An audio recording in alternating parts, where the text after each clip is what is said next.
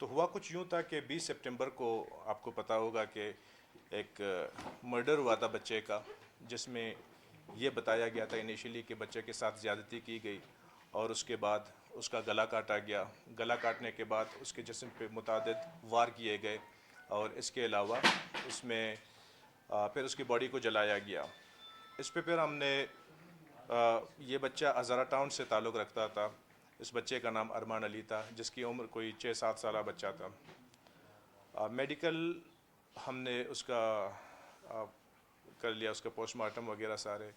Crime scene unit کو move کرا کے ساری ہم نے ایویڈنسز کلیکٹ کیے۔ سر دست ہمارے پاس کوئی ایویڈنس نہیں تھا، کیونکہ وہاں موقع سے نہ کوئی چیز ملی تھی، نہ وہ فیملی کے ساتھ کوئی کسی کی دشمنی تھی، نہ کوئی مسئلہ تھا۔ اس کے علاوہ ہم نے بہت کوشش کی کہ ہم کوئی لنک یا کلو ڈھونڈیں۔ اس ایریے میں آپ کو پتہ ہے کرانی روڈ کی سائڈ پہ ہمارے پاس لمیٹڈ CCTV فوٹیجز تھے، اور ہمارے لیے بہت مشکل تھا کہ ہم جیو فنسنگ میں جا کے کوئی ہفتہ مہینہ یا 20 دن ویٹ کر کے جیو فنسنگ کی رپورٹس آنے پہ کارروائی شروع کریں۔ اس کے ذہن پہ چلتی گئیں، اور بیک گراؤنڈ میں یہ کچھ عرصہ پہلے یہ کہتا ہے کہ جی میں نے ایک کتے کو بھی سفوکیٹ کر کے اس طرح مارا تھا، اور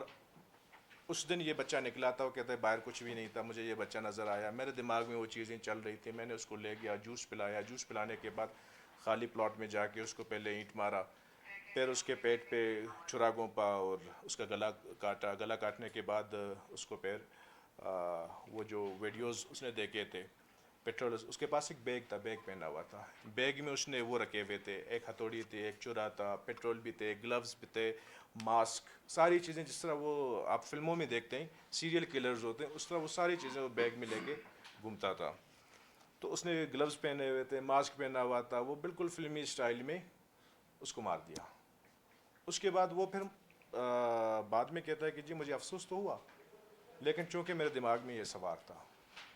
تو یہ کیس ہم نے ٹریس کیا، لیکن اصل وجہ اگر ہم اس کیس میں باریکی میں جائیں تو ہمیں یہ لگتا ہے کہ جی اس میں میں نہیں کہتا اس بچے کا قصور ہے، اس میں پیرنٹس کا قصور ہے، اس میں معاشرے کا قصور ہے۔ ایز اے معاشرہ ہم کہاں جا رہے ہیں، کس طرف ہم کس ڈائریکشن میں موو کر رہے ہیں۔ ہمیں چاہیے کہ ہم اپنے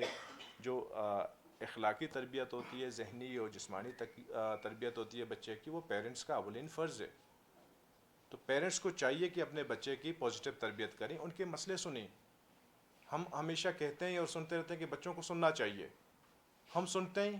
سنی انسنی کر دیتے ہیں، عمل نہیں کرتے۔ اگر اس بچے کا مسئلہ اس دن سنا جاتا، اس پہ تھوڑا سا عمل ہوتا تو شاید چیزیں بہتر ہو جاتی اور آج یہ انسیڈنٹ نہ ہوتا۔ تو آپ کے توسط سے میری نہ صرف کوئٹہ کے بلکہ بلوچستان کے، پاکستان کے جو باہر بھی رہتے ہیں تمام پیرنٹس سے درخواست ہے کہ خدا را جدید سائنس ٹیکنالوجی کے دور میں آپ کے تمام کے بچوں کے پاس موبائل فونز اویلیبل ہیں، ٹیبلٹس دیے ہوئے ہیں، لیپ ٹاپس دیے ہوئے ہیں، خدا را ایک مرتبہ ان کو چیک کریں کہ آپ کے بچے کر کیا رہے ہیں، کون سی چیزیں دیکھ رہے ہیں، کیا اس ٹیکنالوجی سے اس کو فائدہ ہو رہا ہے یا نقصان ہو رہا ہے، کہ وہ کس ڈائریکشن پہ موو کر رہے ہیں۔ تو میری یہ ریکویسٹ ایک مرتبہ پھر ان پیرنٹس سے ہے کہ خدا را آپ اپنے بچوں کی تربیت ہے اس کو ذرا پازیٹیو طریقے سے کریں، ان کو سنیں، ان کے مسائل حل کریں، ان کے ساتھ بیٹھیں، ایک دوستانہ ماحول اختیار کریں۔ اور اس کے علاوہ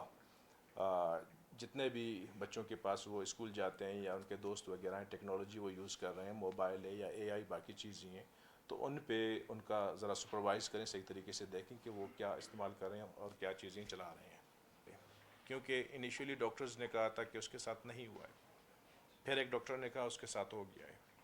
پھر ہم نے اس کے میڈیکل سیمپلز لے لیے، فورینزک کے لیے وہ لاہور بھجوا دیے ہیں، جیسے رزلٹ آئے گا تو ہمیں چیز کلیئر ہو جائے گی۔ بچہ کہتا ہے کہ میں نے اس کے ساتھ زیادتی نہیں کی ہے، کیونکہ میرے پاس اتنا ٹائم نہیں تھا، دن کا وقت تھا، بچہ وہ آ نہیں رہا تھا، میں نے جوس پلا کے اس کو لے جانے کی کوشش کی، پھر میں زبردستی لے گیا تھا۔ خیال سے اس کے ساتھ زیادتی، میرا خیال ہے، کنفرم نہیں ہو، وہ میڈیکل رپورٹ آنے پہ نہیں ہوئی ہوگی، اگر ہو جاتی تو آس پاس کے لوگ اس کو سن لیتے۔ رات کا ٹائم نہیں تھا، دن کا ٹائم تھا، کوئی 1-1:30 کا ٹائم تھا، ہمیں 5:30 بیسیکلی پتہ چل گیا تھا اور فیملی نے ہمیں انفارم کی تھی۔ تو 1:30 کے وقت آئی ڈونٹ تھنک سو کہ کوئی اس جاتی ہو اور کسی کو پتہ نہ چلے۔ مستقبل میں اگر ہم اس کو ٹریس نہ کرتے شاید یہ سیریز کلر کی طرف جاتا، شاید اس کے دیکھیں اس نے پہلا اپنے کتے کو مارا سفوکیٹ کر کے، اس کا گلا گھونٹ کے دبا کے وہ کہتے ہیں، اس کے بعد ایک بچے کو، اب جو وہ سائٹ دیکھ رہا ہے، وہ جو چیزیں دیکھ رہا ہے، اس میں ایک سائٹ تھا گلوڈ وومین کلر، اور ایک اور تھا کوئی کلر وومین۔ ہمیں لگا کہ شاید اس کا نیکسٹ ٹارگیٹ، اگر اس کو ہم نہ روکیں، اس کو نہ پکڑیں، اس کی کاؤنسلنگ نہ کریں، میڈیکلی اس کا ٹریٹمنٹ نہ ہو، تو ہو سکتا ہے آگے یہ کسی اور کی طرف یا فیمیل کی طرف یا بچے کی طرف جاتا یا نہیں رکتا یہاں پہ۔